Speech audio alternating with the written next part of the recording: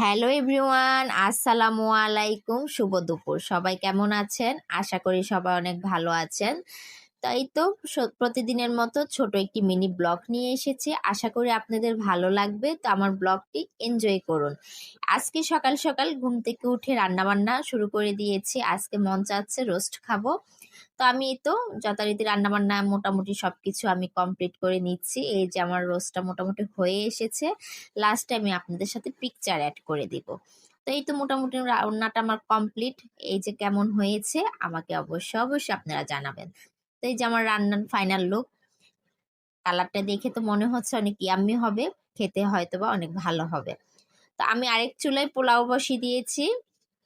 এই যে আমার পোলাওটা কমপ্লিট হচ্ছে, আমি ভেজে নিচ্ছি। লাস্টে আমি এটার পিকচার অ্যাড করে দিব। যদি আমার ব্লগগুলো আপনাদের ভালো লেগে থাকে অবশ্যই আমাকে লাইক কমেন্ট শেয়ার করবেন। তাহলে নিত্য নতুন ব্লগ নিয়ে আমি আবার আসবো। আল্লাহ হাফিজ, আসসালামু আলাইকুম।